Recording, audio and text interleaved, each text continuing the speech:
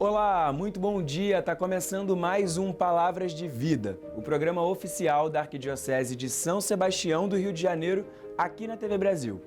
Hoje você acompanha o Padre Dionel Amaral, que conta as memórias do nosso programa.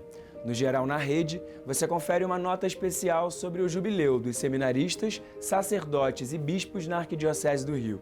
No De Encontro, vamos ouvir um depoimento sobre Santa Maria Goretti. E no Viva Cultura, tem o clipe da semana com Maíra Jaber cantando Tua Presença. E agora, vamos começar a semana com o coração elevado, com a mensagem do Santo Padre. Todo domingo, o Sumo Pontífice nos ajuda aqui no programa a fortalecer a nossa espiritualidade e a entender melhor o nosso papel como cristãos no mundo de hoje. Vamos juntos conferir a catequese com o Papa Leão XIV.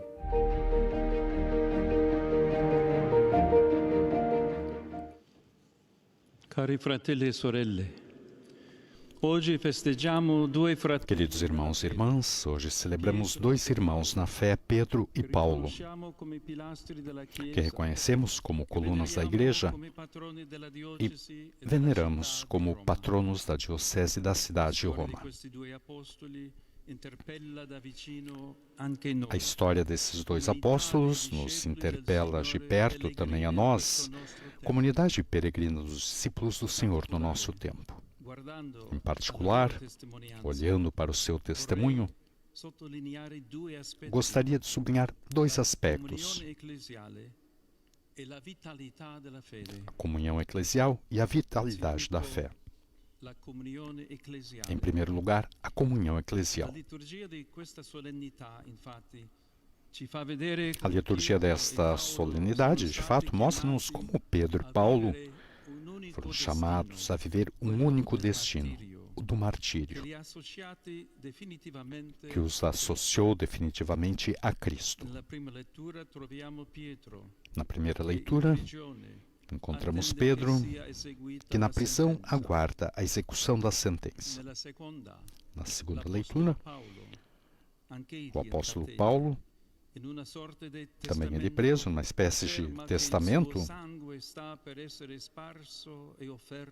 que o seu sangue está prestes a ser derramado e oferecido a Deus. Assim, tanto Pedro como Paulo dão a vida pela causa do Evangelho. No entanto, esta comunhão na única confissão da fé não é uma conquista pacífica. Os dois apóstolos alcançam como uma meta a que chegam depois de um longo caminho, no qual cada um abraçou a fé e viveu o apostolado de forma diferente. Sua fraternidade no Espírito não apaga as diferenças de onde partiram. Simão era um pescador da Galileia. Saulo, por outro lado, um intelectual rigoroso pertencente ao grupo dos fariseus. O primeiro deixa imediatamente tudo para seguir o Senhor. O segundo persegue os cristãos até ser transformado por Cristo ressuscitado.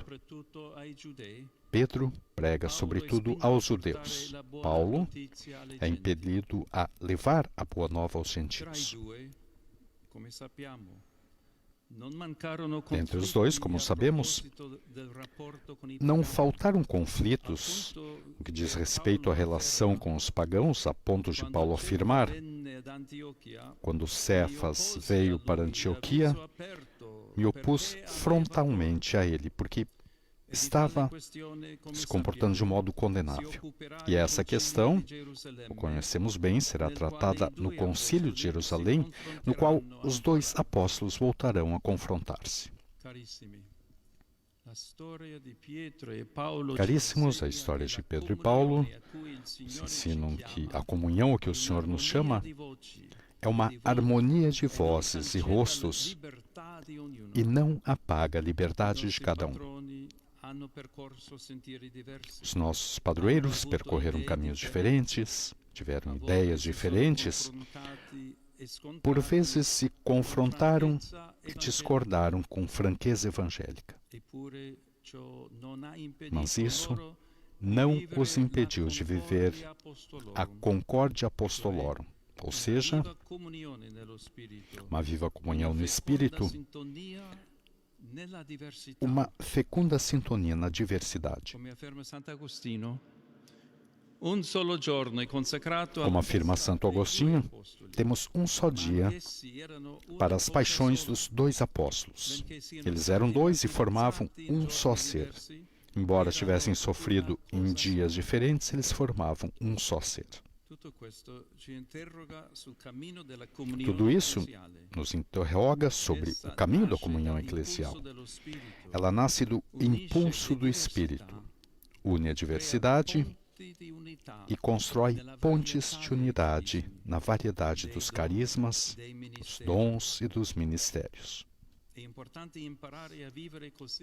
É importante aprender dessa forma a viver a comunhão como unidade na diversidade, para que a variedade dos dons, ligados na confissão da única fé, contribua para o anúncio do Evangelho. Por esse caminho somos chamados a caminhar, olhando precisamente para Pedro e Paulo, porque todos temos necessidade dessa fraternidade.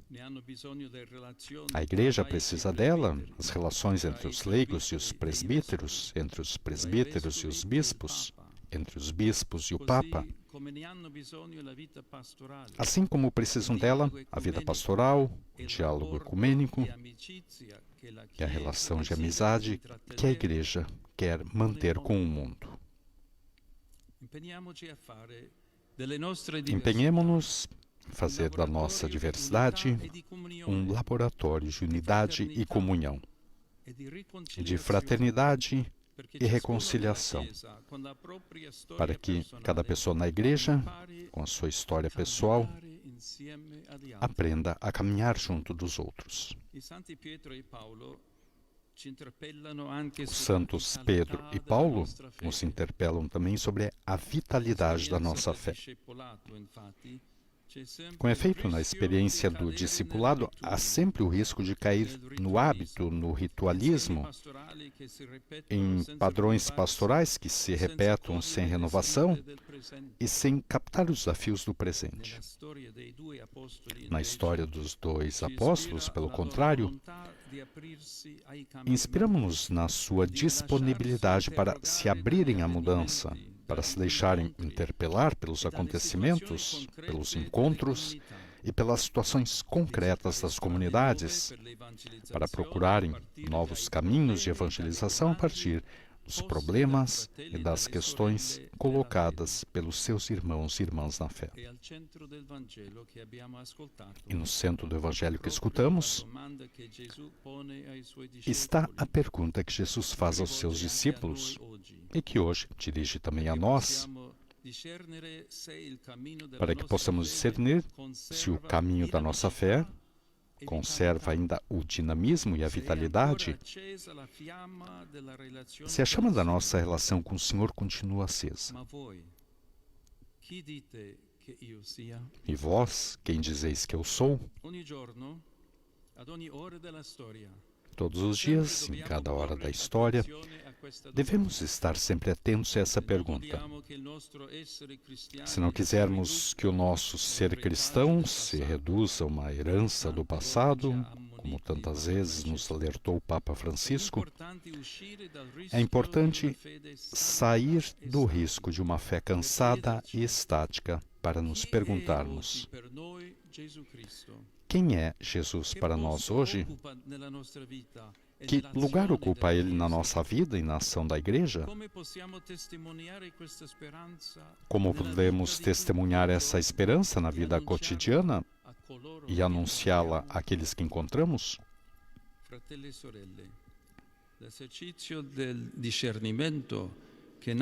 Irmãos e irmãs, o exercício do discernimento que nasce dessas perguntas permite que a nossa fé e a Igreja continuamente se renovem e experimentem novos caminhos e novas práticas no anúncio do Evangelho.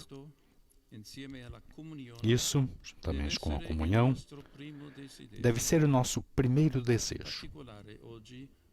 Hoje, de modo particular, gostaria de me dirigir à igreja que está em Roma, porque, mais do que qualquer outra, é chamada a tornar-se sinal de unidade, de comunhão, uma igreja que arde com uma fé viva, uma comunidade de discípulos que testemunham a alegria e a consolação do Evangelho em todas as situações humanas.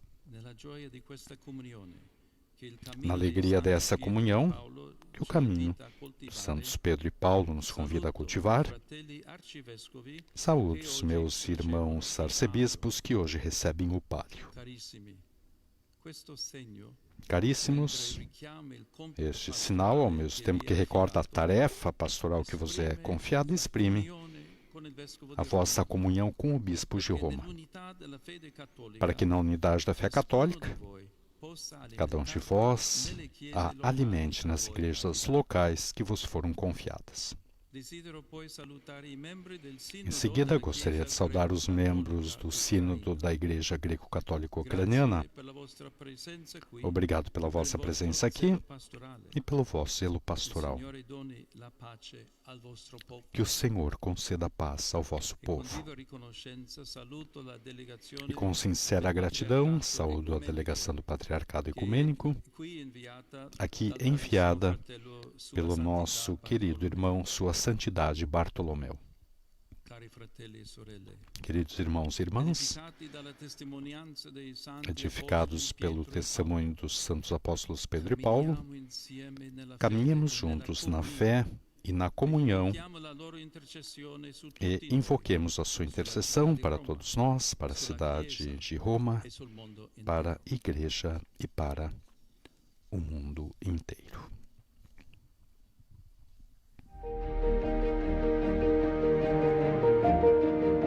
E chegou o momento de ficar por dentro das novidades da Igreja ao redor do mundo. Na nossa editoria internacional, em parceria com o Vatican News, você acompanha os principais acontecimentos que movimentam a vida da Igreja. Vamos conferir. Olá, Vinícius. A partir de hoje, oficialmente, Leão XIV está de férias. Após rezar o Ângelus com os fiéis na Praça São Pedro, o Papa se transfere para Castel Gandolfo, nos arredores de Roma, para 2 semanas de descanso. Mas os últimos dias foram intensos de compromissos e recebeu, inclusive, o presidente da Conferência Nacional dos Bispos do Brasil, o cardeal Jaime Spengler, que entregou ao Papa o convite para participar da COP30, COP que vai ser realizada em Belém no próximo mês de novembro. O governo brasileiro já havia apresentado um convite oficial ao Santo Padre para participar, estar presente no momento da COP30. Nós, após o conclave, também havíamos já sinalizado sobre essa possibilidade. Agora, então, a partir do convite oficial do governo brasileiro, nós, por assim dizer, voltamos a este convite de uma forma mais incisiva. O que ele nos diz? Existem sim a agenda, por assim dizer, do jubileu em Roma, que está concentrado na segunda quinzena de novembro. Ele possui também na agenda uma viagem em vista dos 1700 anos do Concílio de Niceia. Está aberta a possibilidade, de acordo, diria assim, com a agenda do Papa. Ele tem sim consciência da importância e do lugar da palavra da Igreja nesse contexto de COP30. Vejamos qual será a resposta e a posição do papado a partir do nosso convite. Do Vaticano, Bianca Facalvieri para o programa Palavras de Vida. Muito obrigado pela sua companhia. Até aqui, a gente vai para um rápido intervalo. Mas antes, já seguiu a gente no Instagram? Ainda não? Então o nosso @ está aparecendo aí na sua tela. Manda a sua sugestão, o seu comentário, porque a gente quer muito ouvir você. Fique com a gente, porque no próximo bloco tem mais notícias da Igreja aqui no Brasil. Até já!